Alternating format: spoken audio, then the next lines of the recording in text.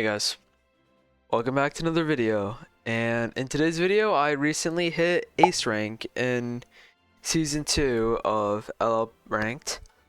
So I'm just going to go over the team that I used and basically explain like my whole process of getting to Ace. So, okay, let's just start off with the first one. Doggado. I originally had Thunderslam on my Season 1 Doggado.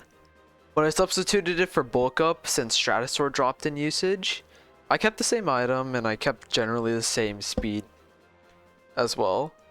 I think I did, no, I just kept it the same. So yeah, the only change I made on Doggado was getting Bulk Up over Thunderslam, and that's basically it. Here's where we also got Thamen. Here, it did lose Zip Zap, so I did have to run Thunderstrike instead, which I didn't really end up clicking, but it's just an alternative if I do have to hit like, what's one example? I think one example would just be like metal types, like Munch Wheel for example. I'd be able to hit that if I had Thunderstrike. And so yeah, these are, I believe, the only two Loomians that are the same from my Season 1 team. And now here is where I deviate a little bit. Lantorch.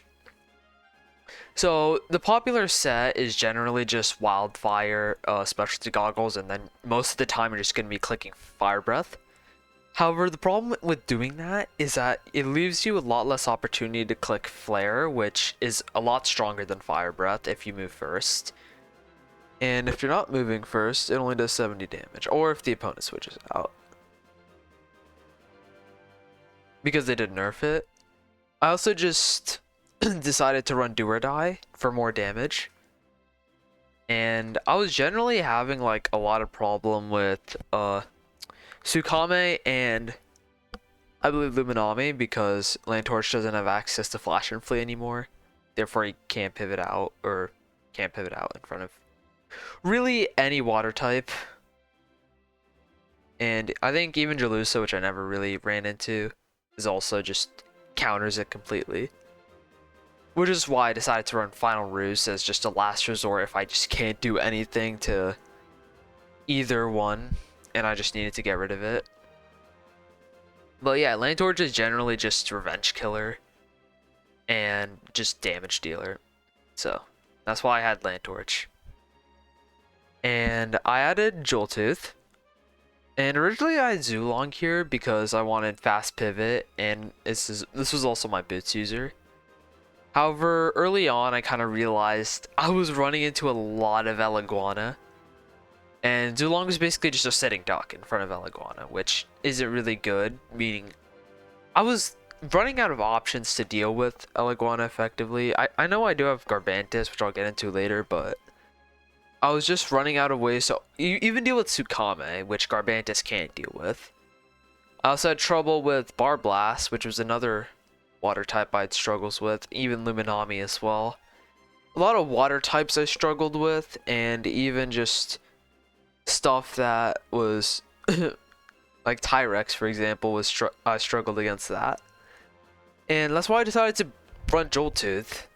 However, the standard set was usually like Brawn Boost, Earthquake, Thunderclap, Primal Slash, or some people would just drop Brawn Boost for another attacking move.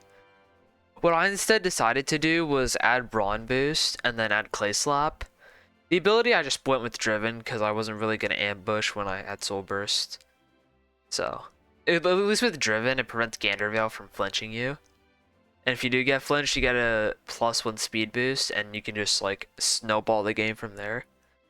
The UPs aren't perfect. I didn't really have enough time or the energy to max out the UPs, but I don't think it really came into like, it didn't really matter long term, to be honest, because I got enough speed to where I'm not really going to get outsped by anything otherwise that it couldn't outspeed.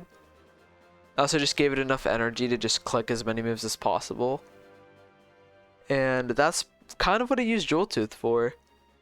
I also made it very bulky, enough to live a Zulong Elemental Burst, as long as it's not like fully invested into like wall breaking. Basically like a pivot Zulong. Elemental Burst, I love that. And now to Chienta. I originally ran Brawn Boost on Chienta, but I was having trouble with, what was it, Zulong, I believe? Or really just any boots user. I was having trouble with just boots users in general. I would get them low enough, and then I just wouldn't have enough. I just wouldn't have enough investment to KO them, and then they would just win the game from there. Which is why I decided, hey, I'm not going to click Brawn Boost most of the time. I might as well just run Light Dash and then give it Martial Shell, so it can hit those metal types with Mega Punch.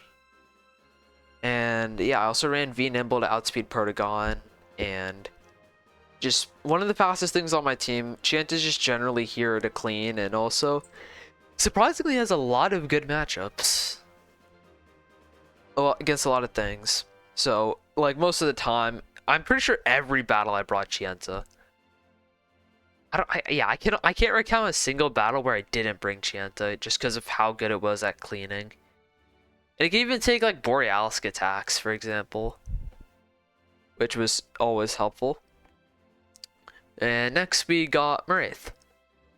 So originally so basically when the balance patches for season 2 came out, I noticed a lot of hazard removal was getting nerfed. So essentially your options were like Gust, which very few Loomians had access to now, or your next option was Teardown, which removes hazards from both sides of the field. So I can exploit that by using Morraith, who already has a very good defensive typing. I believe it has, what, combined with immunities and resistances, 10 types that it resists or immunes, or is immune to. It also is reflective, which is very important against Chienta, Luminami, and really just any light type. It's just helpful against them. Even Tronix as well, if it's not running Spectral Burst, which I saw a lot of them running, so Morraith is still very good into that. It's also very good into Garbantis, which I was having trouble with. Reflection Burst, I have enough investment to one-shot Garbantis with Reflection Burst, and I have enough investment to live in Earthquake. I also have Baffle for pivot and Impersonate for just priority in case I want to sack Morraith but I want to get damage. I have Shatter to set up my own barbs, and Morraith is just pretty reliable. Even against Obsidian, which I also struggled against. I can just freely Shatter in front of the Obsidian and it can never body crash me. So Morraith was just very reliable. And last but not least, Garbantis. So Garbantis did get buffed with the new restrictive armor item, which basically means if you run 4 attacks and we run restrictive armor, we're going to be doing a lot of damage. So I ran trash armor, I ran restrictive armor. I also ran very nimble to outspeed a lot of stuff. I believe I have enough investment to outspeed Dregadine. I have enough investment to outspeed a lot of stuff. But basically, with restrictive armor, Garbantis just takes melee attacks very well. Like, it can take I think it can take a +2 Blaze of Glory from Arceros, if I'm not mistaken. Yeah, it can. It can just take melee attacks very well. And I just ran its two best moves, Battering and Body Crash, and then I also added Slapdown and Earthquake. And yeah, I'll also explain now that we went over all of the Loomians, I'll sort of explain the troubles I went into while using this team.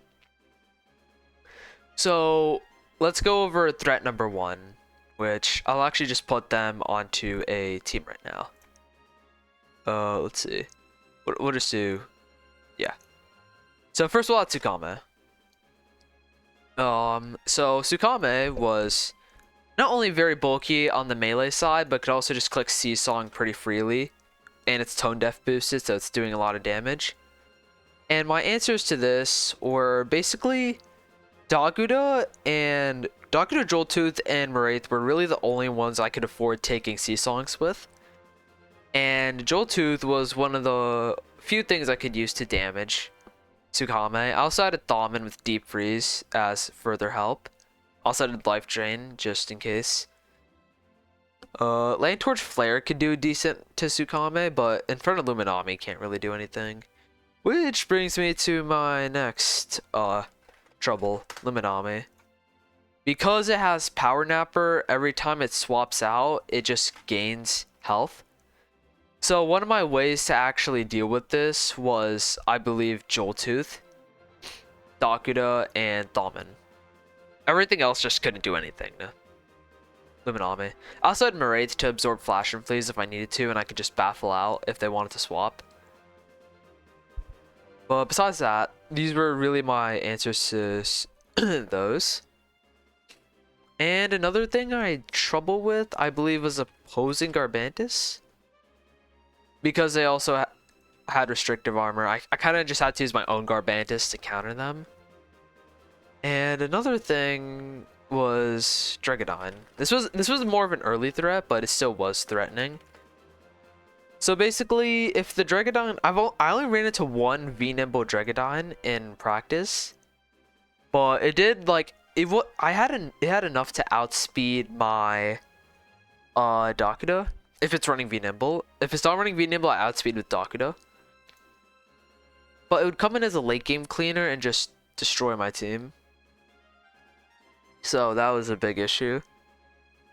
What else did I have to worry about? I believe Halvantic was also a bit of a trouble. Halvantic, yeah. Most of the time I would just be running specialty boots aggressive, and then it would just have so many ways of attacking me. Thunder Crash, like Baneful Bash, it would have Gnarly Gash.